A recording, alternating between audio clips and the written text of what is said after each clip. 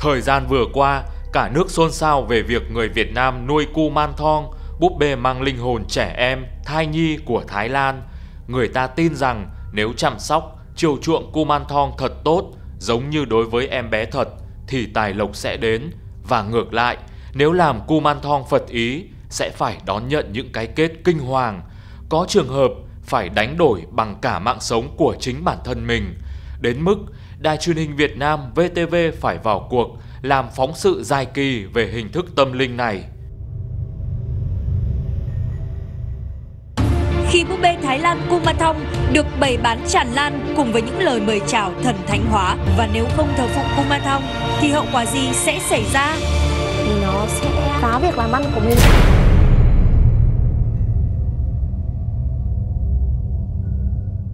Nhưng xem ra, việc nuôi Kumanthong vẫn chưa là gì nếu như so sánh với thuật nuôi ngải ở Việt Nam, mà rùng rợn nhất là luyện thiên linh cái.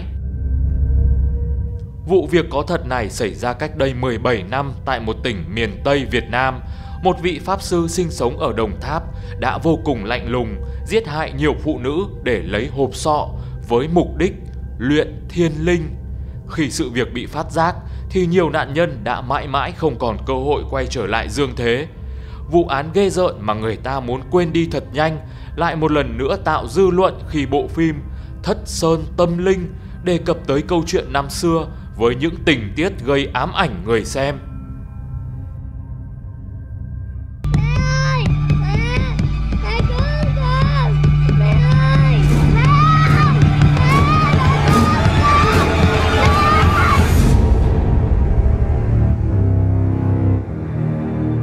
Định mệnh đã chọn con để kế tục ta. Chúng ta công quyết của vật thế vô tội. Asato ma sagamaya Vityuma amritam gamaya Asato ma sagamaya Asato ma sagamaya Vityuma amritam gamaya Vityuma amritam gamaya Vityuma amritam gamaya Vityuma amritam gamaya.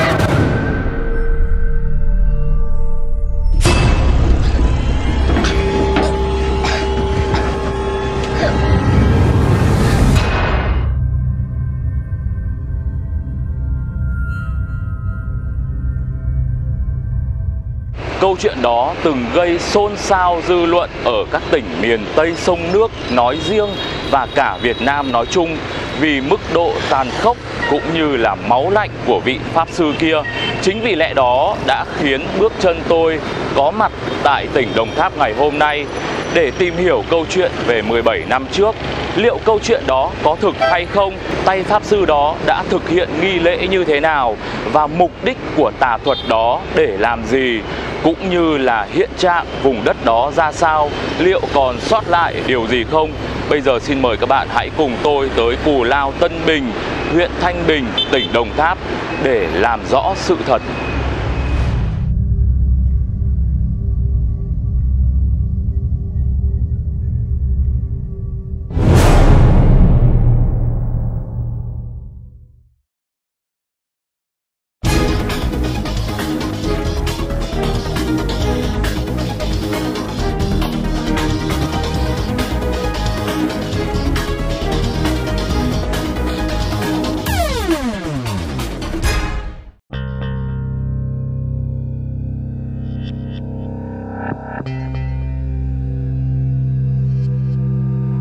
Ở phía trước tôi chính là sông Tiền, Cù Lao Thanh Bình hay còn gọi là Cù Lao Tây. Là một cái cù lao nằm ở giữa sông Tiền. Nó giáp ranh giữa hai tỉnh là Đồng Tháp và An Giang.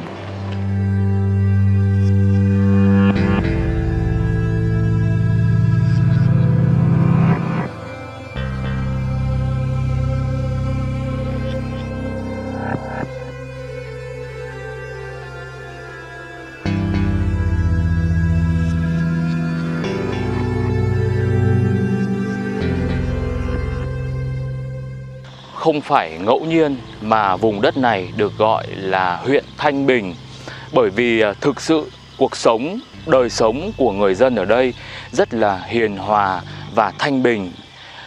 Sự việc của thầy Pháp Hai Tửng đúng là đã làm rúng động cả khu vực này. Tất cả mọi người đều đã từng nghe qua về cái tội ác man dợ của vị thầy Pháp này. Con chào chú, chào chị. Cho con hỏi, nhà mình có nghe đến chuyện chú Hai Tửng không ạ? Thì không biết là cái đường vào cái khu đấy là đi đường nào chị nhỉ? Không biết rồi. Yeah. Đi đâu? Nhà Hai Tửng ấy ạ, ngày xưa ấy ạ. Hồi xưa ai biết đâu. Hai Tửng hả? Vâng. Đường nhà Hai Tửng. Đường nhà Hai Tửng hả? Vâng. Ở đây đi Hai Tửng với Cừ đó hả? Vâng. Đây chạy tới Tuấn đi Trạch. lên trển nè. Vâng, có còn xa nữa không ạ? Cũng gần Tuấn xa. Cái mấy cây số à? Vâng. Đi đường này thẳng tỉnh. Vâng. Cái gì vậy? Không, em đến tìm hiểu thôi. Tức là đọc trên báo á, thấy là ngày xưa giết người rồi làm bùa phép đúng không ạ? Đúng rồi đó. Thầy Tửng. Thầy Tửng đó, thầy Tửng. Thầy Tửng à? Tửng. Tưng hay Tửng? Tửng. Tửng đúng không ạ? Thì là Không nhiều tên lắm, tại nó đây nó kêu thầy Tửng, không biết ông. Ông tên Tấn hay gì vậy? Tửng hay gì? Tên là Tuấn. Tên là Tuấn.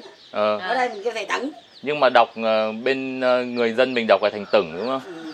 Đây là kêu thầy Tửng không à? Đại Tuấn Trạch á. Thế á? Rồi nó có 2 cây số nữa. Cây mấy 2 cây số nữa à? Vâng. Đây chạy hỏi thăm ai cũng biết chứ. Vâng. Ở đây giờ hỏi tên thầy Tửng là ai cũng biết gành ra. Ai cũng biết luôn ạ. Hỏi thầy Tửng là ta biết. Biết gành ra. Nhằm khi hỏi Tửng cái nhằm khi tôi quên tao không biết á. Hỏi thầy Tửng. Năm 2000 á, năm đó là em còn nhớ rất là rõ là em vô đây em gặp ông hoài à. Em như là em nghĩ là ổng là người bình thường thôi, nhưng mà khi mà ổng nhìn người ta, ổng không bao giờ ổng nhìn trực diện.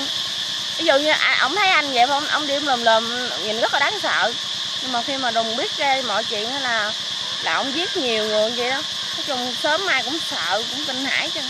Đặc biệt là ông giết cái bà cuối cùng đó, bà mang thai cho nên là ông không có yếm được. Trên đây trển đây toàn cũng 300-400 thước gì mới 400 thước à? Vô giờ thôi sáng về mời vô ngồi gõ tay. Rồi mời hai chú. Mọi người đang làm lễ giỗ đúng không ạ? Ở đây với rất là nhiều món chay. Thì chú thấy tôi ở xa đến thì chú mời một bữa. Tôi thì cũng không khách sáo, cũng nhận lời luôn.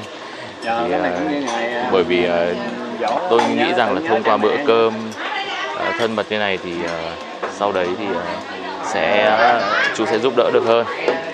Uống ạ. Vâng, em xin ạ. Chứ không có gì. Dạ. Mời các chú ạ.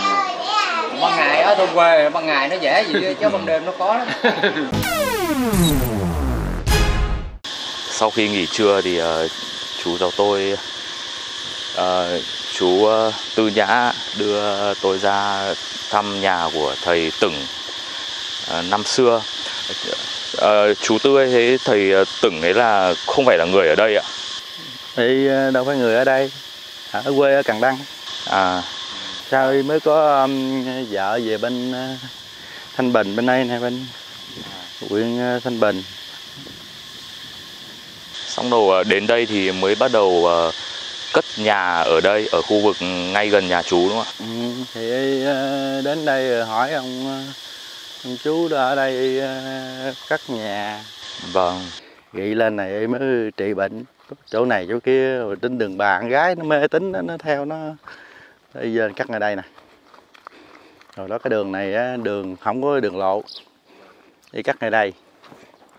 Đi cắt ngay đây đường cũng cặp mé, đường cũng như đường chuột chạy nhỏ gì đó. Chứ kiểu nó không có đường bự. Thì sau này nó mới đổ đường bự. Đường hồi đấy là chỉ đi bộ hoặc là đi xe đạp các thứ được thôi đúng không? Xe đạp không được, đi bộ thôi à. Sau này nó mới đổ lên cái thành tuyến đường này nó mới lấn vô, chứ hồi đó cái tay cắt ở đây nè. Vâng. Nhỏ vậy đó. Đây cái nhà của thầy Tửng trước đây ạ. Đây, đi lên này cắt ngay đây. Vâng. Ông chú Bảy đó ông cho cắt rồi lên đi cắt ngay đây cái cũng chỗ này chỗ kia cái đó lỡ người ta trị bệnh, mà chủ yếu đàn bà gái lỡ thì y cũng có những cái thủ đoạn đang y hiếp dâm này nọ gì đó. Vâng. Thế là về sau là y nói rằng là cái tội ác đấy là do là luyện thiên linh ạ. Thì y lúc đó là y giết 3 đứa trước. Có nhỏ giết nhỏ Bán Kiến Thiết, con của thằng bạn mình là 16 tuổi. Con gái 16 tuổi. Đi Bán Kiến Thiết y dụ vô đây y giết.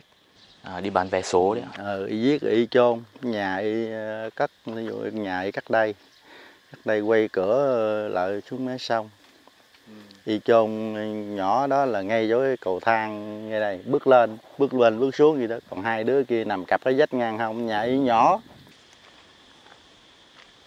Rồi tới con Phượng, sau cùng là y giết rồi y đem ra ngoài đó y chôn, mà y đem bộ không nổi, y đem bằng chiếc xuồng của nó đó, y đem y để chiếc xuồng dưới đây, y chở nó lỡ bọc đằng chỗ ngọn nãy đó, y đem vô đó rồi y chôn. Y chôn rồi y chôn xéo xuống đó, rồi chờ để nữa đang y cắt cái đầu nó. Chứ trong này là y cắt để trong thùng là 3 cái rồi. Nhưng mà cái còn nhỏ đó chưa tới đêm thứ 3 lại cắt mới được.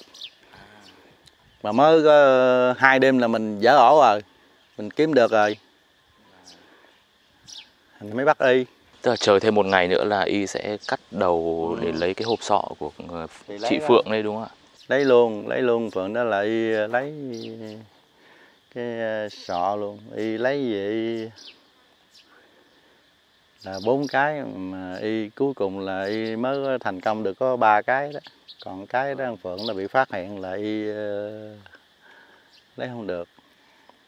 Thế cháu bảo này, thế là cái thi thể mà của chị Phượng mà sau khi chôn 2 ngày ấy là cháu nghe nói rằng là cái tư thế đấy là nó cũng rất là kỳ lạ đúng không? Không phải là chôn nằm mà. Không, chôn chuột xuống gì nó đào lỗ tôi ra tôi ấy đây mà tôi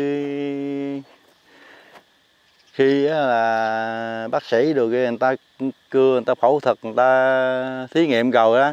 Vâng. Là tôi chính tay tôi đưa nó vô hàng gương rồi kia tôi luyện tôi chở đi chôn. Tức là cái tư thế của chị Phượng ấy là bị chôn theo tư thế nào ạ? Đây nó chôn nằm xéo gì đào lỗ hang chuột xuống, đưa cái đầu lên cách xuống mặt đất bao nhiêu. Kiểu giống như kiểu là hang chuột đấy ạ. Mà điều nó đưa xéo thôi nè, chôn kiểu nằm nghiêng xéo, đâm đầu xéo móc lò đưa xuống, đưa 2 giò chuột xuống gì, phải không? Cái đầu thì nằm trên. Trong khi đêm thứ 3 đặng là nó moi đặng cho nó gần.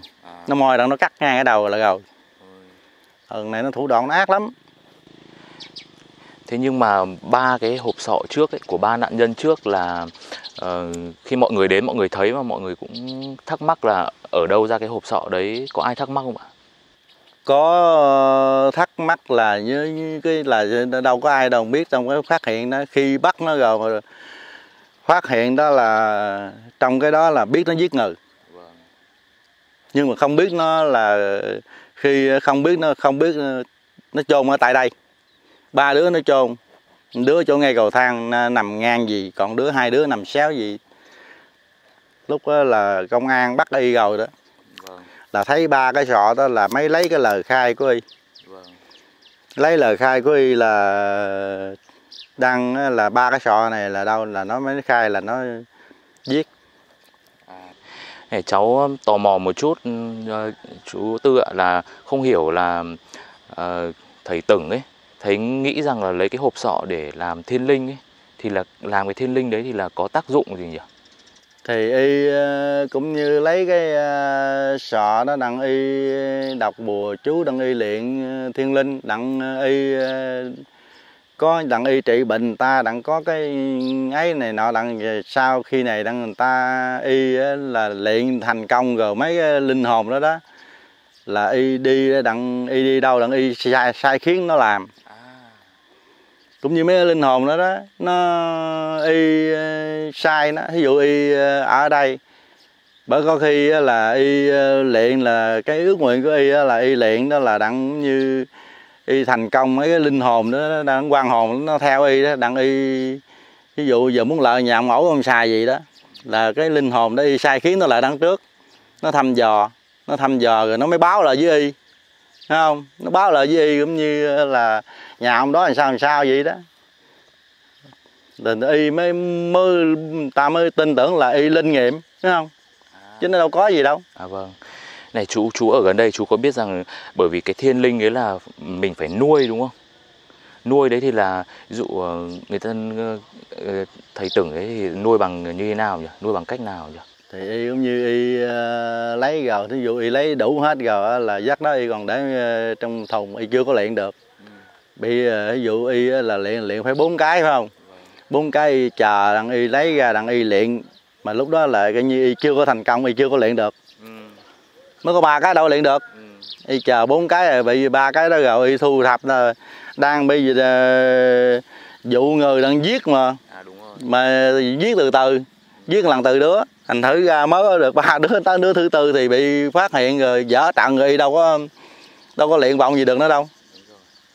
Tức là đang chuẩn bị hoàn thiện là sau khi sưu tầm được đủ 4 cái sọ thì để mới luyện được, thì trong lúc gần được thì lại bị bắt rồi. Mới có 3 cái thì bây giờ nhỏ thứ tư này thì Phượng này thì bị dở ổ rồi, đâu có luyện vọng gì được, nó đâu có lấy được cái đầu của nó đâu luyện. Thế cháu cũng tò mò một cái là khi mà người ta tìm được 3 cái thân của 3 cô gái trước ấy, thì là về sau là họ có dùng cái phương pháp gì để xác định được 3 cái hộp sọ đấy là thuộc của ai không? Biết để trả về cho thân nhân. Biết hết. Lấy 3 cái đầu đó, thân nhân đó, xương cốt, hài cốt được là biết từ người hết. Là bằng cái chắc là giám định ADN nhỉ? Biết, biết hết 3 cái sọ đầu đó, đứa lớn đứa nhỏ tên họ gì biết hết, bị nó ở gần đây, nó ở Tân Thạnh nè. Vâng. Thế mà trong suốt một thời gian như thế, nhiều người mất tích như thế mà cũng chưa tìm ra được ngay nhỉ? Thì nghĩ nó đi là nó đi mất tích, đi trị bệnh đồ kia thôi, đâu có biết đâu. Thế là chú là một trong người đầu tiên là phát giác ra cái tội ác của y đúng không ạ? Thì tôi lúc đó là nó giết Tân Phượng là mình mới phát giác thôi, chứ mà là mới biết nó giết người. Chứ còn dắt 3 đứa thì cũng như mình nghi ngờ này nó trị bệnh vậy thôi. Giết con nhỏ đầu tiên đó là tôi nghĩ thằng này là nó đâu có giết người, cái này nó gắt đây, tôi đi khang tôi xuống nhà bạn đang chơi ở nhà Tư Phàn đó. Tôi mới nói sao cô không có làm đẹp đó. Tôi nói sao giấc này tối cô không về, tôi gặp nó còn bưng cái nồi cơm xuống sông này, nó do lên nấu cơm. Nó mặc thì lúc tôi moi lên là y gan đó, nó mặc cái quần lửng, quần vàng, quần cục vàng với là cái áo sát nách. Lúc tôi moi nó lên là nó còn mỡ mà. Moi mỡ dầu nước gịnh vô đó, nó còn đóng mỡ là ngang ngay tôi nè, đóng mỡ cục. Là tôi nói sao con không về. Nó nói ông thầy không cho về, ông biểu ở tối trị bệnh anh ơi. Tôi nói tấu hù ở có mình ổng rồi thôi đi về đi, rồi mơ trị rồi mơ lên. Ông không cho, ông biểu ở đêm nay nó không trị mới hết. Bây giờ đó không có nó ở nhà, nó đi khỏi đâu rồi, còn chịu gặp như này bưng nồi cơm đánh vô. Tôi nói về đi, ở đây vắng vẻ mà mình biết nó vụ nó hãm hiếp vậy thôi, nó vụ đường bạn gái nó hãm hiếp trị bệnh, hãm hiếp thôi chứ không biết nó giết người. Nhưng mà nó có cái thủ đoạn là nó giết người, nó lấy sọ đầu, nó luyện thiên linh đó, mình đâu biết đâu. Tức là thầy Tửng là âm mưu là dụ những người phụ nữ nhẹ dạ cả tin để chữa bệnh. Để sau đó là hãm hiếp xong giết để lấy hộp sọ để luyện thiên linh. Nó luyện thì cũng như là nó theo nghĩ hồi xưa là thí dụ nó luyện thiên linh, nó giết mấy người mà gái còn lòng tin đó, phải không? Còn này nó đã dụng có chồng hết trơn rồi, nó giết thì cũng đâu có linh nghiệm gì đâu. Có nhỏ 16 tuổi thì nhỏ Nghiên Thiết, con của thằng ấy ngoài Mương Bà Cả đó, thì nhỏ đó thì nó còn nhỏ. Thì nó giết nó luyện thì như ví dụ nó luyện thiên linh thì theo hồi xưa thì mấy người ta nói, thường ta nói luyện thiên linh thì mấy người còn lòng tin được rồi đó, nó mới linh nghiệm. Tức là gái đồng trinh. Gái lòng trinh đó. Còn này đúng, nó có chồng có con hết trơn rồi, có linh nghiệm cùng què mà nó cũng vẫn giết bình thường. Tại cái nguyện vọng của nó là nó phải giết người, nó lấy ra đầu đặng nó luyện thiên linh vậy thôi chứ nó. Vâng. Đến khi phát hiện ra rồi thì mà mẹ này ảnh mới khai, mới biết ba xác chết nằm đây. Như vậy là câu chuyện về luyện thiên linh cái ở Đồng Tháp nói riêng cũng như là những tỉnh miền Tây nói chung là hoàn toàn có thực. Sau khi mà tôi xác nhận câu chuyện với chú Tư Nhã thì chú ấy nói rằng cái khu vực này chính là nơi mà thầy Pháp Sư Phạm Văn Tuấn, hay người dân ở đây còn gọi là Hai Tửng, đã cất một cái chòi nhỏ ở đây để sinh sống cũng như là gọi là chữa bệnh cho những cái cô gái lọt vào tầm ngắm của y. Bây giờ thì tôi sẽ đi xuống đây. Hiện nay qua 17 năm thì cái khu vực này không còn cái dấu vết gì của cái vụ án năm xưa nữa rồi. Thậm chí là ngay cái thời điểm khi mà tội ác bị phát giác thì người dân ở đây cũng vô cùng phẫn nộ. Nó giống như là khi người ta xử tử, người dân căm uất với những cái trò tà thuật như là thầy phù thủy. Ngay cả những cái nước phương Tây họ cũng rất là căm phẫn những cái tà thuật như vậy, và họ cũng tự xử trước khi mà pháp luật đến. Còn ở Việt Nam, đặc biệt là ở Đồng Tháp như này, ít ra cái vụ án này thì sau khi công an xử xong thì người dân miền Tây, tôi nghĩ rằng họ cũng khá là hiền hòa. Thì họ chỉ thể hiện cái là đốt đi cái căn chòi sau khi mà công an đã lấy hết những cái tang vật ở trong đó đi rồi. Hiện nay thì không còn một cái dấu vết gì hết. Ở đây chỉ là những cây xoài, khu vườn xoài và những cái rãnh nước như thế này.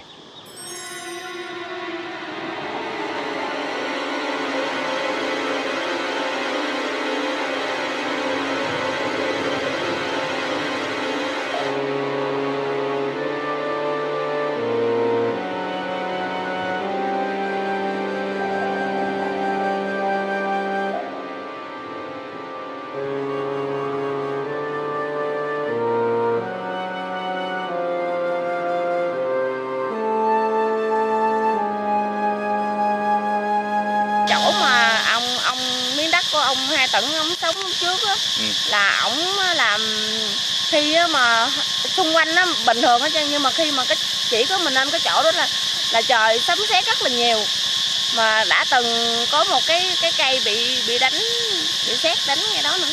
Thế à? Ghê lắm. Tôi nghĩ rằng có một cái lý do nào đó khiến cho vị thầy Pháp tin rằng có thiên linh cái, có thể luyện được thiên linh cái. Có thể là ông ta đã học được cái tà thuật đó, những cái phép thuật đó từ một cái địa chỉ nào đó, mà đến bây giờ có lẽ chỉ có công an khi mà người ta điều tra hỏi cung thì mới nắm được. Chỉ có như vậy thì mới khiến cho ông ta tin rằng mình sẽ luyện được thành công thiên linh cái để có được sức mạnh vô biên trong đời sống tâm linh. Để thực hiện được dã tâm của mình thì y đã không từ bỏ bất kỳ một cái tội ác man dợ nào mà có lẽ trong cái thời đại hiện nay chúng ta cũng không thể nào hình dung ra được rằng lại có một cái tà thuật nó ghê gớm như vậy. Nó có cái hành động của một gã pháp sư điên cuồng đến như vậy.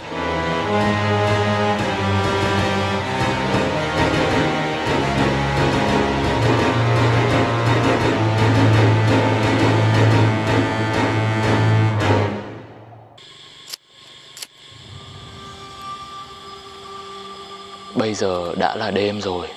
Chúng tôi đang ở khu vực mà tên Pháp Sư Hai Tửng, hay còn có tên gọi khác là Phạm Văn Tuấn, đã ra tay giết 4 người phụ nữ. Chúng tôi sẽ đi tới hiện trường. Bây giờ chỉ là một cái khu vườn xoài.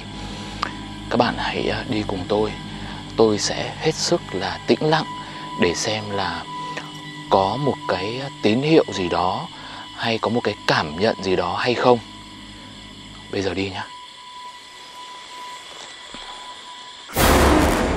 À chú à?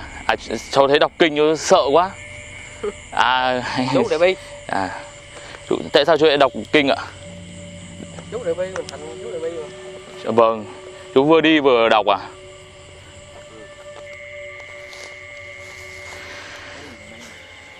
Cái gì?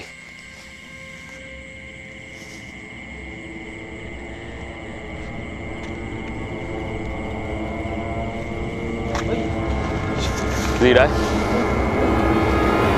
Hả?